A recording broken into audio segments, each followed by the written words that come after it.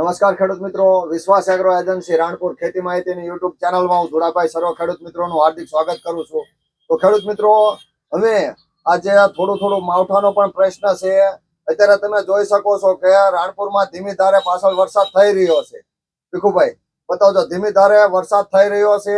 એક બાજુ માવઠું પણ ચાલુ છે અને બીજી બાજુ ખેડૂત મિત્રો કપાસની પસંદગી પણ કરે છે. હજુ 2-3 દિવસ માવઠું રહેવાનું છે. એટલે ખેડૂત મિત્રો ખેતી કામમાં સંભાળીને તલ હોય કે મગ હોય કે અડદ હોય ને સંભાળીને ખેતી કરવી નમ્ર વિનંતી. પાણી આપવામાં લગભગ 2-3 દિવસ હજુ ભેજવાળું વાતાવરણ રહેવાનું છે અને વરસાદ પડવાની શક્યતા છે. એટલે નાનું મોટું માવઠું થશે, તો એમાં તમારે સાચવીને કામ કરી લેવા.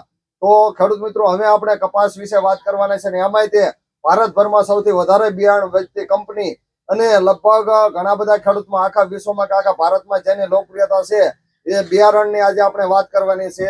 અને એ કંપનીના 51 વર્ષ થયા છે. ગઈ વખતે 50 વર્ષ ને આ વર્ષે 51મું વર્ષ ચાલુ છે. અને એ કંપનીના સેલ્સ ઓફિસર માન્ય છે હિતેશભાઈ બારૈયા નુજીવડુ સીડ્સમાંથી ઉપસ્થિત થયા છે. તો એની જે વેરાયટી આવે છે, ઘણી બધી આમ તો વેરાયટી આવે છે. એમાંથી આપણે 3 વેરાયટી વિશેની આજે આપણે ચર્ચા કરવાના છીએ, રાજા, સિરી અને વિજેતા. તો આ વેરાયટીની શું ખાસિયતો છે, ખેડૂત મિત્રો શા માટે નુજીવડુ સીડ્સનું બિયારણની વાવેતર કરવું જોઈએ, એના વિશેની માહિતી આપણે માન્ય શ્રી હિતેશભાઈ બારૈયા પાસેથી મેળવશું. નમસ્કાર, હું હિતેશ બારૈયા નુજીવડુ સીડ વતી આપ સૌનું હાર્દિક સ્વાગત કરું છું. આજે આપણે નુજીવડુ સીડ્સની 3 વેરાયટી વિશે વાત કરીશું. એ પહેલા આપણે જે 2 વેરાયટી છે એ વહેલી પાકતી જાત. અત્યારે ઘણા ખેડૂતો વેરાયટી પસંદ કરે છે કે વહેલી પાકતી જાત કરવી, કે બીજું પાક સરળતાથી આપણે કરી શકીએ, ઘઉં, જીરું, ચણા જે કરવું હોય એ કરી શકે. અને પણ વહેલી પાકતી જાત પણ કેવી કે જે ખેડૂતોને સારું એવું ઉત્પાદન આપીને બીજો પાક આપણે કરી શકીએ. એમાં અમારી પાસે છે નુજીવડુ સીડ્સની સિરી. ઘણા ખેડૂતોએ નામ પણ સાંભળ્યું છે, છેલ્લા 3-4 વર્ષથી ખેડૂતો વાવે છે અને સારામાં સારું ઉત્પાદન મેળવી રહ્યા છે. આની ખાસિયત વિશે વાત કરું તો કે એક તો વહેલી પાકતી જાત છે. વહેલી પાકતી જાત હોવાથી તમે શિયાળુ પાક આરામથી કરી શકશો. બીજું, સુસ્યા જીવાત ઓછી લાગે. અત્યારના ખેડૂતો ઓછી દવા છાંટી અને સારું ઉત્પાદન લેવું હોય તો સિરી વેરાયટી વાવો કે જેમાં સુસ્યા ઓછા લાગે છે. થ્રિપ્સ, એસિડ કે જે આપણે લીલી પોપટી કહેવી, સૌથી ઓછો એટેક રહે છે. એટલે તમારે ઓછો દવાનો ખર્ચ પણ ઓછો થશે. બીજું, વીણવામાં એકદમ સરળ છે, એટલે ઓછા મજૂરે વધુ તમે વીણાટ કરી શકશો. અને રૂની ટકાવારી 38 થી 39% લગી રૂનો ઉતાર આવે છે. એટલે તમને બીજી વેરાયટી કરતા 25-50 રૂપિયા બજાર ભાવ પણ સારો એવો મળી રહેશે. એટલે અત્યારના ખેડૂતોને જો પહેલી પસંદ હોય તો નુજીવડુ સીડની સિરી વેરાયટી. બીજી આપણી પાસે નવી વેરાયટી આવી છે વિજેતા કરી. તે પણ વહેલી પાકતી જાત છે. એકદમ ખુલ્લો અને ઊભા પ્રકારનો છોડ થાય છે. એટલે તમારે કોઈ પણ પ્રકારની જમીનમાં તમે વાવેતર કરી શકશો. જેને ઓછું પિયત છે, મધ્યમ પિયત છે, તેની માટે બેસ્ટ વેરાયટી છે.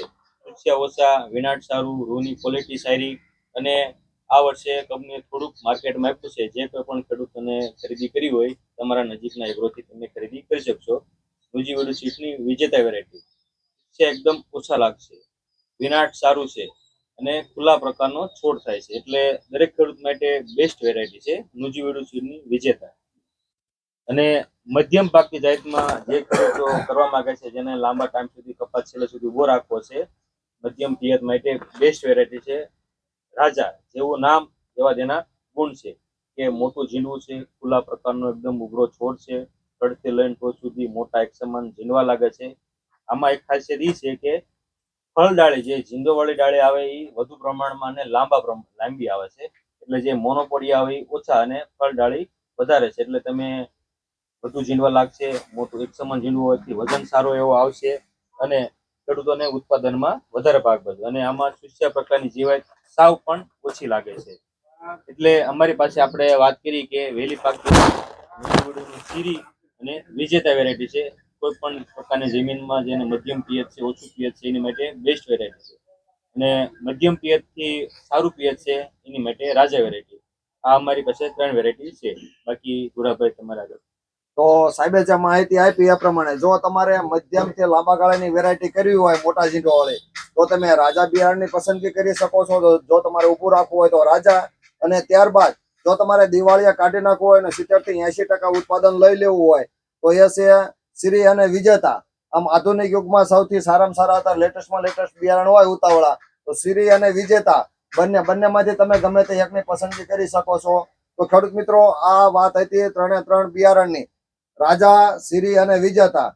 જે બિયારણ તમારે ઊભું રાખવું હોય તો રાજાની પસંદગી કરી શકો છો, મોટા ઝીંડો વાળું, ને દિવાળીની આજુબાજુ કાઢી નાખવું હોય તો સિરી અને વિજેતા, જે ઘઉં ચણા જીરું કરવું હોય તો આ બંને બિયારણની તમે પસંદગી કરી શકો છો. તો ખેડૂત મિત્રો, આ વાત હતી બિયારણની. તમને જો આ વિડીયો સાચો અને સારો લાગે, અથવા તો બીજા ઘણા બધા ખેડૂત મિત્રોને કપાસ કરવાનો હોય છે, તો આ વર્ષ કપાસનું સારું રહેવાનું છે અને ભાવ પણ સારા રહેવાના છે. તો જે ખેડૂત મિત્રોએ બિયારણની પસંદગી જોઈ વિચારી કરે અને ઘણો બધો ફાયદો થાય, તો તમે ખેડૂત મિત્રો તમારા નજીકના સ્થળ ઉપરથી, આખા ગુજરાતમાં કે ભારતભરમાં નુજીવુડનો માલ મળી રહેતો હોય છે, તો તમે નજીકના સ્થળ ઉપરથી તમે તમારા નજીકના ડીલર કે ડિસ્ટ્રીબ્યુટર પાસેથી ગમે ત્યાંથી ખરીદી કરી અને ઝડપથી મેળવી શકો છો. અને આગળના વર્ષે સિરી અને રાજાની ભયંકર શોર્ટેજ હતી અને માલ પણ મળતો નતો. તો અત્યારે થોડું ઘણું બજારમાં અવેલેબલ થયું છે.